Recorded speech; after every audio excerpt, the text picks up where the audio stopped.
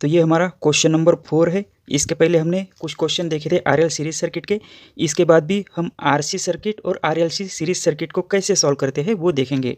ये सभी टॉपिक हमारा आता है एसी सीरीज सर्किट से, तो इसके रिलेटेड जो भी न्यूमेरिकल है वो सब हम कंप्लीट करेंगे। किस तरह से सॉल्व करते हैं वो भी देखेंगे। जैसे ये क्वेश्चन में पूछा गया है कि कोई एक रेजिस्टेंस है 10 ओम्स का और इंडक्टेंस है 0.1 हेनरी का, वो दोनों कनेक्टेड है सीरीज में और उसको सप्लाई दिया गया है 230 वोल्ट 50 हर्ट्ज का। तो हमें फाइंड करना है इम्पीडेंस, मतलब जेड की वैल्यू क्या होगी, करंट की वैल्यू हमें पता करना है, पावर फैक्टर हमें पता करना है और पावर को पता करना है। ये 4 पैरामीटर हमें इस प्रॉब्लम में सॉल्व करने हैं।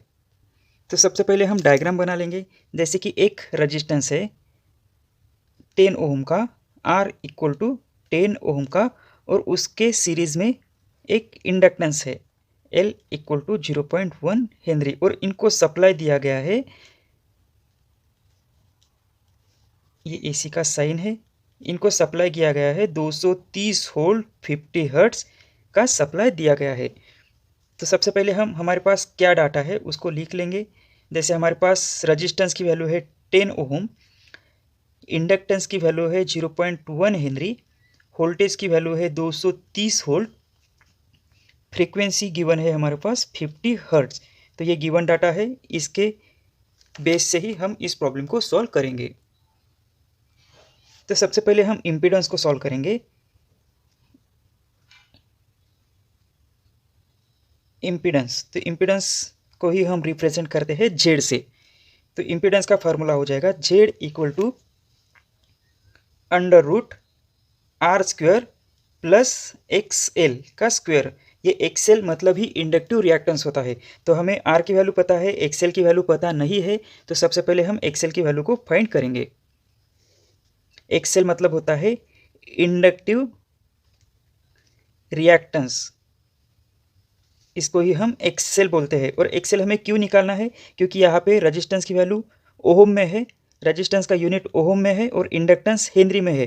तो ये दोनों यूनिट अलग है, तो हम सर्किट को सॉल्व नहीं कर सकते। कोई भी सर्किट सॉल्व करना है तो सभी के यूनिट सेम चाहिए, इसलिए हम ये इंडक्टेंस को कन्वर्ट करेंगे एक्सएल में, और एक्सएल का यूनिट होता है ओम। तो एक्सएल का फार्मूला है 2πfL। 2 एज इट इज़, पाई की वैल्यू है 3.14, फ्रीक्वेंसी हमारे पास गिवन है 50 हर्ट्ज और इंडक्टेंस की वैल्यू है 0.1 हेनरी। तो इसको अगर हम फाइंड करेंगे तो हमें एक्सएल की वैल्यू मिल जाएगी। तो यहाँ पे एक्सएल की वैल्यू है 31.4 और ओम, 31.4 ओम, मतलब यहाँ पे भी यूनिट ओम है, यहाँ पे भी यूनिट ओम है। तो अब हम इस सर्किट को सॉल्व कर सकते हैं। तो इम्पीडेंस हमें निकालना था, अब इसमें वैल्यू हम पुटअप कर देंगे।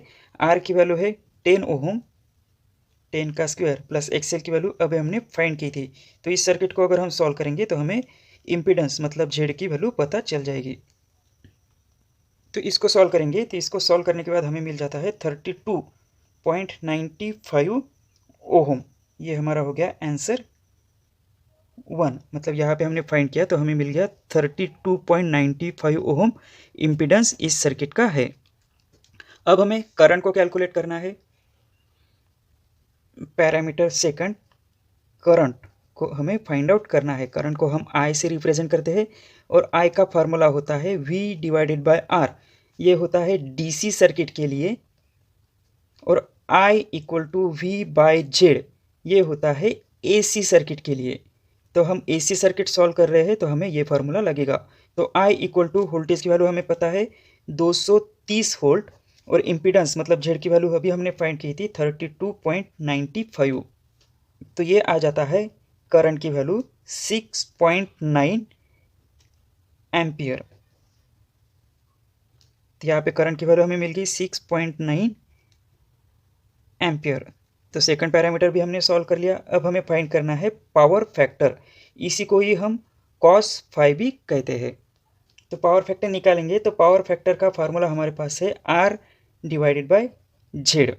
तो इसमें हम वैल्यू पुटअप करेंगे। रेजिस्टेंस की वैल्यू है 10 ओम, इम्पीडेंस हमने फाइंड किया था 32.95। अगर इसको हम सॉल्व करते हैं तो हमें cos फाई की वैल्यू मिल जाएगी। तो ये आ गई वैल्यू 0.303। अब इससे पावर फैक्टर में यूनिट जो होता है लैग और लीडिंग में दिखाते हैं या यूनिट में दिखाते हैं। तो यहाँ पे सर्किट हमारा इंडक्टिव टाइप का है। कोई भी इंडक्टिव सर्किट अगर होगा तो उसमें पावर फैक्टर हमेशा लैगिंग होता है। तो यहाँ पे हम लैग लिख लेंगे और ये लिखना जरूरी होता है। तो पावर फैक्टर की वैल्यू हमें मिल गई 0.303 लैग। अब हमें फोर्थ पैरामीटर सॉल्व करना है, पावर एब्जॉर्ब बाय कॉइल, मतलब इस सर्किट का पावर कितना कंज्यूम हुआ वो हमें निकालना है। और इसको हम कैपिटल P से डिनोट करते हैं और P का फार्मूला है, इस सर्किट में कौन सा पावर निकाला है वो गिवन नहीं है, इसलिए हम हमेशा एक्टिव पावर को ही मेजर करेंगे।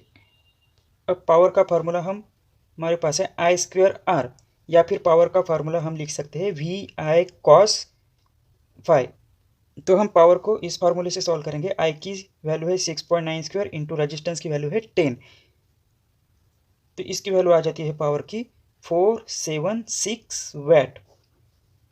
अगर हम इससे सॉल्व करते हैं तो P इक्वल टू वोल्टेज की वैल्यू है 230, करंट की वैल्यू है 0.6.9 और cos phi जो हमने अभी निकाला था पावर फैक्टर उसकी वैल्यू है 0.303। अगर इसको सॉल्व करेंगे तो इसकी वैल्यू आ जाएगी P इक्वल टू 480 वैट। मतलब इससे भी सॉल्व किया तो अप्रॉक्स वैल्यू हमारी पावर सेम आ गई। तो यहाँ पे हमारी पावर की वैल्यू आ गई 476 वैट। तो ये हमारे पावर फैक्टर भी कैलकुलेट हो गया, पावर भी कैलकुलेट हो गया। तो इस तरह से कोई भी क्वेश्चन अगर हमें एग्जाम में आते हैं तो हम इस तरह से इसको इजीली स्टेप वाइज कैलकुलेट करके सॉल्व कर सकते हैं। सो आज के लिए इतना ही। Thank you for watching this.